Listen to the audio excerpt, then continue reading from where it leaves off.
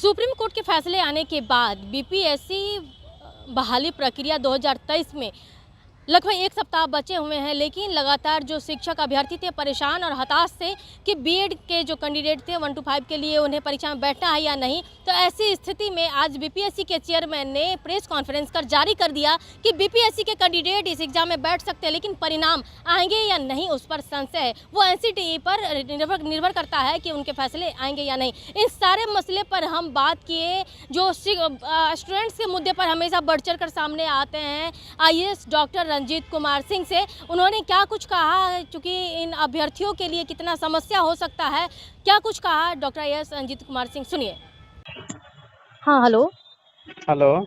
Sir, आज जिस तरह से बीपीएससी के चेयरमैन अतुल प्रसाद ने अपना प्रेस कॉन्फ्रेंस कर जारी किया है, ऐसे में बीएड के कैंडिडेट अब क्या करें, आपकी राय चाहिए थी। एक्चुअली क्या है, बीएड के कैंडिडेट हैं जिनके लिए कहा गया है कि वो एग्ज़ाम दें, और रिजल्ट के बारे में उन्होंने क्लियर बताया है कि रिजल्ट जो है वो डिपेंड करेगा कि एनसीटी और राज्य सरकार से क्या कुछ निर्णय होता है। जी। डीवी का जो ऑर्डर है उसमें तो क्लियर है कि 1 से 5 में बीएड वाले नहीं होंगे पात्र। अब जी। ऐसे में एग्ज़ाम अगर देना है नहीं देना है उन्होंने कैंडिडेट के ऊपर छोड़ दिया है। वैसे तो अच्छा ये होता है कि बीएड वाले को स्टेट एग्जाम दिलवा के और फिर से उनसे अलग से एग्जाम दिया जाता तो बेहतर होता है, क्योंकि ये बीएड वाले कहीं के भी नहीं रहेंगे। क्योंकि जब एक बार ऑनरेबल सुप्रीम कोर्ट का वर्डिक्ट आ गया है और कोई भी सिविल रिव्यू नहीं हुआ है, सिविल रिव्यू के लिए कोई पिटीशन भी नहीं हुआ, ऐसे में अब कुछ संभावना रहती नहीं है। और चूंकि डीएलएड वाले की संख्या भी अच्छी खासी है, लेकिन एक पेच यहाँ पे फंस रही है कि जिनके पास डीएलएड बीएड दोनों सर्टिफिकेट था, उन्होंने केवल बीएड का सर्टिफिकेट बीपीएससी के सामने शो किया है। जी। ऐसे में रिजल्ट के समय क्या कुछ होगा वो तो कहना बड़ा मुश्किल नहीं, होगा। वो उन्होंने बताया है कि एग्जाम के बाद उस चीज की भी जांच हो जाएगी, जिनके पास डीएलएड का रिजल्ट है और बीएड किए हुए हैं, तो वो एलिजिबल होंगे।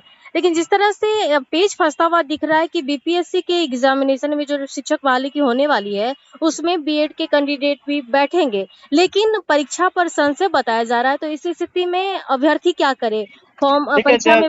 जब उनको चांस लग रहा है, तैयारी कर रखा है, तो बीएड वाले को भी एग्जाम तो दे ही देना चाहिए। जी। लेकिन रिजल्ट जो है उनके पक्ष में मुझे लगता है कि नहीं आ पाएगा, उनके पक्ष में आने की संभावना ही नहीं है। बट चूंकि एक चांस है तो एग्जाम दे दें। बट चूंकि ऑलरेडी वह 28 जून 2018 का जो अधिसूचना थी वह रद्द हो चुकी है, क्वाइस हो चुकी है। और अभी एनसीटी के आपने साइट पे देखा होगा कि जो ऑनरेबल सुप्रीम कोर्ट का वर्डिक्ट है, जो ऑर्डर है, वो भी अपलोड कर दिया गया, यानी इन प्रिंसिपल एनसीटी ने भी मान लिया है। अब केवल उनके तरफ से सूचना आनी बाकी है। तो अब उसमें मैं चूंकि व्यक्तिगत रूप से ज्यादा कुछ नहीं बोल सकता हूँ, मेरी भी अपनी लिमिटेशंस हैं। बट बेहतर यही होता कि नए सिरे से फॉर्म जो है एडिट करने का ऑप्शन मिल जाता बच्चों को, और साथ में यह हो जाता कि स्टेट एग्जाम जो बिहार स्कूल एग्जामिनेशन लेने वाली है वो एग्जाम भी होते रहती है और साथ में उनको भी चांस मिल जाता है। बीएड वाले भी 9, 10, 11, 12 में अप्लाई कर पाते तो उनको भी चांस लग जाती। तो अभी बीएड वाले जो है वो कहीं के नहीं रहेंगे, ये मुझे लगता है।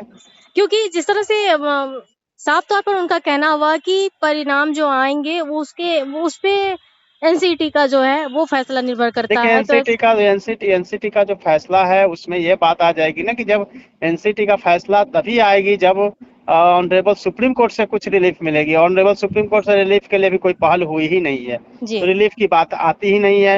एनसीटी तो वही जो सुप्रीम कोर्ट का वर्डिक्ट जो ऑर्डर है वही निकालने वाली है। तो बीएड वाले 1 से 5 के लिए तो वैसे ही मुझे लग रहा है कि अपात्र होने वाले हैं। ऐसे में तो उनके लिए लाइफ के साथ मुझे लगता है कहीं ना कहीं थोड़ा प्रॉब्लम हो जाएगी, उनका फ्यूचर थोड़ा सिक्योर नहीं हो पा रही है। और समय की भी बर्बादी होगी। निश्चित रूप से, क्योंकि मुझे ऐसा लग रहा है ना कि एग्जाम हो भी जाती है तो रिजल्ट को लेके काफी कुछ ऊपर नीचे होने की संभावना है। बच्चे जो है, बहुत सारे लोग या फिर जो फ्रेशर हैं जिनको एग्जाम देने का चांस नहीं मिल रहा है, या एग्जाम नहीं दे पाए, या एग्जाम देकर भी रिजल्ट नहीं आएगा, वो हो सकता है कि ऑनरेबल कोर्ट के शरण में फिर से चले जाए और जो है प्रॉब्लम फंसी जाएगी। Okay sir, okay, thank you. ठीक है, ओके। तो आपने सुना कि साफ तौर पर उन्होंने कहा कि जो फैसले आए हैं उन पर उनके भी कुछ दायरे हैं, वो ज़्यादा कुछ नहीं बोल सकते हैं, लेकिन जिस तरह से ये फैसला लिया गया है कि उनके परिणाम पर तलवार लटक सकते हैं, संशय बरकरार रहेगा, तो समय की बर्बादी है और उनके जो भविष्य हैं उनके साथ खिलवाड़ किया जाएगा। तो आपने साफ तौर पर सुन लिया कि किस तरह से, लेकिन जिस तरह से परीक्षा की प्रक्रिया जो लगातार जारी हो रही है, बीपीएससी के जरिए जो शिक्षा की पारदर्शिता लाई जा रही है, कहीं न कहीं एक बार फिर से पेच फंसता हुआ दिख रहा है। फिलहाल के लिए इतना ही, बने रहिए कशिश के साथ, पटना से अंकिता सिंह।